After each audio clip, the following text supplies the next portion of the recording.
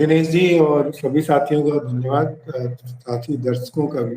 देखिए, पहली बात जो आपने कही कि इतने लगातार और इतने तेज हमले भारत पर क्यों हो रहे हैं, तो ये इसलिए हो रहे हैं क्योंकि ये ऐसा मौका है, एक ऐसे जंक्चर पे हिंदुस्तान खड़ा है जहां से उसको उभरना है, और जहां से जो जियो पॉलिटिक्स में जो बात हो रही है उसमें इंडिया फैक्टर इन होगा।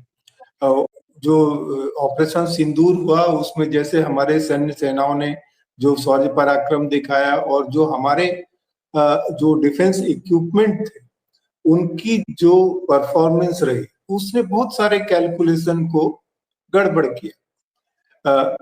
क्योंकि देखिए, जो अमेरिका की जो पूरी जो दादागिरी है या जो धौंस है पूरी दुनिया में, वो दो चीजों की वजह से है।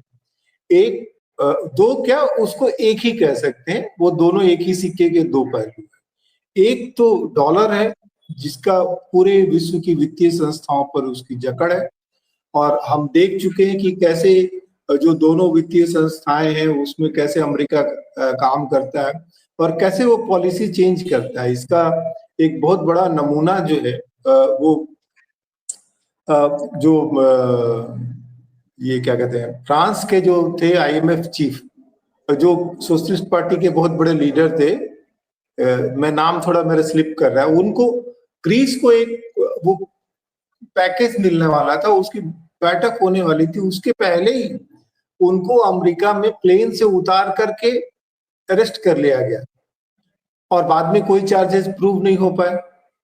और उसका नतीजा क्या हुआ कि फ्रांस की पूरी राजनीति बदल गई, क्योंकि वो सोशलिस्ट पार्टी के सबसे मजबूत कैंडिडेट थे।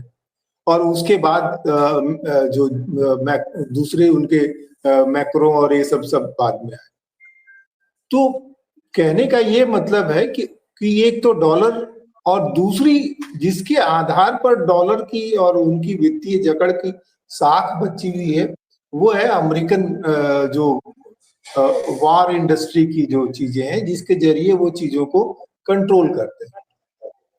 अब जो उनका लॉन्ग टर्म प्रोजेक्ट, आपने कहा कि वो जो पैसे अमेरिका देता है, जब हमारा अपमान अमेरिका पहले भी करता रहा है और बहुत बुरी तरह से करने की कोशिश की इंडिया को कंट्रोल। हमको याद है कि जब PL-80 के लिए कैसे अपमानजनक शर्तें अमेरिका लादने की कोशिश करता था, शास्त्री जी ने कैसे डटकर उसका मुकाबला किया। 65 में कैसे अमेरिका जो नाटो देश के सदस्य के रूप में पाकिस्तान को कैसे उसने वेपनाइज करके रखा था। जो स्ट्रेटेजिक बैलेंस जो था वेपन्स के मामले में पाकिस्तान के फेवर में था। 71 में कैसे अमेरिका जो है वो बिल्कुल वो थोड़े समय के लिए चूक गया, उसका सातवां बेड़ा आ नहीं पाया, रशिया उसके खिलाफ खड़ा हो गया, तो उसकी मंशा नहीं हो पाई, और इंदिरा गांधी ने उसके सारे कैलकुलेशंस को पलट करके रख दिया। यही स्थिति जो है, और यहाँ हमको वो एक फर्क हमको सीखना होगा। फर्क ये सीखना होगा कि जो नेशन है और जो रूलर है वो दोनों एक नहीं है। ये जो ताकत जो है ये हमारे नेशन की है, हमारे सेनाओं की है और यहाँ के लोगों की है। और जो जो हमारी कमजोरी है वो कमजोरी ये है कि हम एक ऐसे शासन के दौर में चल रहे हैं जो एक इकहरा नैरेटिव चलाना चाह रहे, एक तरह की जिसमें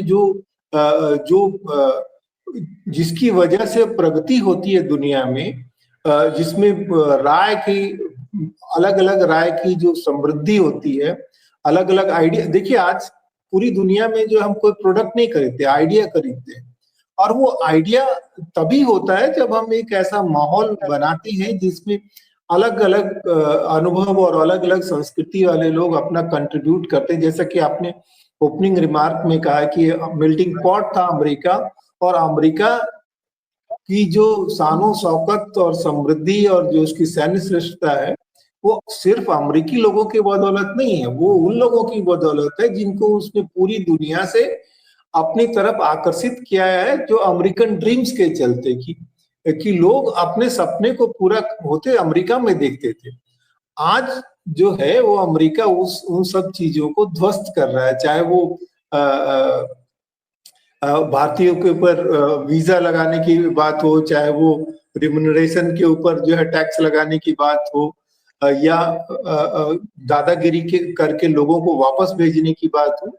तो ये एक और एक जो बात संजय जी ने आपने भी कही हार्वर्ड के मामले में कि हार्वर्ड से क्यों इतना चिढ़ा हुआ है।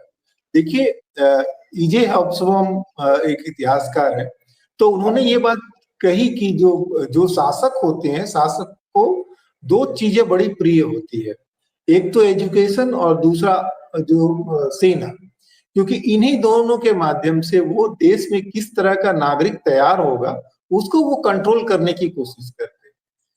और क्योंकि वो एक जगह भी प्रदान करते हैं सोशल मोबिलिटी का भी, जो बाकी जो रिस्ट्रिक्शंस रहते हैं सोसाइटी में उसको ये दोनों तोड़ते हैं जब आप उसके मेंबर होते हैं। तो जितने भी बड़े इंस्टीट्यूशंस हैं एजुकेशंस के, ये सारे जो है ना केवल बिग आइडियाज के भूमि रहते हैं, बल्कि एक कॉन्टेस्टिंग स्पेस भी होते हैं जो सवाल खड़े करते हैं। और यही जो सवाल खड़ी करने वाली जगह जो है, जो पूरे पैराडाइम को चेंज करती है, ये शासकों को बहुत रुचते नहीं है, खास करके ऐसे शासकों को जो बहुत पॉपुलिस्ट होते हैं, जो लंबी रणनीति के बजाय छोटी रणनीति में कॉम्पिटिटिव पॉपुलिज्म के जरिए वो शासन में आते हैं। और ये आजकल पूरी दुनिया में हो रहा है कि लोग जो है एक तरीके से कैसे लोगों पब्लिक ओपिनियन को कोई इवेंट क्रिएट करके, कोई नारा क्रिएट करके उसको अपनी तरफ मोड़ लेते हैं और दीर्घकालीन हितों को नुकसान पहुंचाने की कोशिश करते हैं। तो उसी वजह से हार्वर्ड भी अप्रिय है और उसी वजह से जेएनयू भी अप्रिय है, उसी वजह से बाकी जगहों में भी जो है। तो ये एक जो अमेरिका जो परेशान है वो इसलिए परेशान है कि भारत जो है उसकी स्कीम में शामिल नहीं हो रहा है। उनकी जो जितने जो उनके मिलिट्री जो कॉम्प्लेक्स है, चाहे वो लॉकहीड मार्टिन हो, तमाम जो है वो भारत में आ चुके हैं, हेज फंड वाले लोग आ चुके हैं। अब वो जैसा चाहते हैं वैसा नहीं हो रहा, और इसीलिए वो इवेंट के जरिए एक खास दिशा में वो भारतीय जो डोमेस्टिक पॉलिटिक्स है उसको पुश करने की कोशिश कर रहे हैं। इसके पहले हम लोग देख चुके हैं कि हिंडनबर्ग हो, चाहे वो अडानी अंबानी का मामला हो, देखते कि अंबानी साहब भी चले जाते हैं गल्फ में।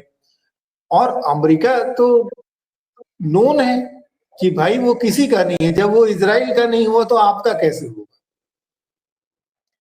और जो भी उसको लगेगा कि प्रतिद्वंदी है, और जब ये बाहर खुले में है कि भाई आने वाले समय में जो है वो प्रतिस्पर्धा जो है वो चीन, भारत और अमेरिका में है। और इंडिया के साथ क्या हो रहा है कि बहुत सारे कैलकुलेशंस को इंडिया फेल कर दे रहा है। तो ये बात बहुत नागवार गुजर रही है लोगों को, तो इसीलिए अमेरिका बुरी तरह से चिढ़ा हुआ है। और पाकिस्तान के पास देने के लिए क्या है? कुछ नहीं है पाकिस्तान के पास देने के लिए, सिवाय वो जियो स्ट्रेटेजिक जो उसकी पोजीशंस हैं। और जैसे सेकेंड वर्ल्ड वॉर के बाद अमेरिका ने जो है यूरोप को अपने पूरे चंगुल में लिया, उसी तरह ये जो पाकिस्तान को अमेरिका जो है बिल्कुल वो बिल्कुल उसको बोलते हैं कि एक दास की तरह खड़ा रखना चाहता है। दिनेश जी, शर्मा जी के पास आता हूं। और वैसे भी पाकिस्तान की बदहाली और गुर्बत अमेरिका को भी सूट करती है और चाइना को भी सूट करती है। जब तक पाकिस्तान गरीब और बदहाल रहेगा, आराम से एक्सप्लॉइट किया जा सकता है पाकिस्तान चाइना के द्वारा। और दोपहर को मैंने एक प्रोग्राम किया था कि Pakistan is 35th state of China, और काफी चला है वो। और कल भी उसके ऊपर एक इशू किया था, आज डिबेट्स मैंने उसके ऊपर की। बहुत कम लोगों को पता है कि 34 स्टेट है चाइना की, जिसमें बेसिकली 23 फुल फ्लैश स्टेट है। वो 23 में 22 के ऊपर जो गवर्निंग है चाइना की है, और एक के ऊपर गवर्निंग चाइना की नहीं है, वो ताइवान को उस 23 में गिनता है। 4 म्यूनिसिपल रीजन है, 5 ऑटोनोमस रीजन है, जिसमें एक तिब्बत भी है, और 2 स्पेशल जोन है वहां पर, स्पेशल एडमिनिस्ट्रेटेड जोन। तो टोटल 34 है, इंक्लूडिंग ताइवान एक्चुअली। तो Pakistan is now 35th state of China, और वो जितने भी डिफेंस की चीजें उसके पास आ रही है उसका कोई पैसा वापस नहीं करना, उसको वो कर भी नहीं रहा, मैं आपको बताऊं। अब कहा भी था कि आधी कीमत देगा, लेकिन वो सब आपको आई वॉश है, वो सब चीजें फ्री मिल रही हैं। और जो सीपेक प्रोजेक्ट में भी 62 बिलियन डॉलर जो खर्च किया उसमें से भी कुछ वापस आने वाला नहीं है कभी भी। तो ये इतना पैसा चाइना क्यों खर्च कर रहा है? क्योंकि वो उसका अपना स्टेट बन चुका है इस समय, उसकी अपनी वर्क फोर्स। कमाल की बात है कि इस बात के बहुत सारे इल्जामात हैं कि चाइनीज वर्कर जितने भी आते हैं, इस टाइम करीब करीब 10 से 20 हजार चाइनीज वर्कर हैं जो काम कर रहे हैं पाकिस्तान में। और उनमें से बहुत बड़ी संख्या ऐसी है जो आती रहती जाती रहती है बिना पासपोर्ट बिना वीजा के। Can you believe it? They do not obtain the passport. They without passport and visa they enter Pakistan and go out. और जब मर्जी होती आते, जब मर्जी होती जाते। किसी की हिम्मत नहीं पाकिस्तान में, इंक्लूडिंग गवर्नमेंट एंड सरकार की, उनसे पूछ ले भाई आप कैसे आते हो, बाई रोड वहां से आते हैं।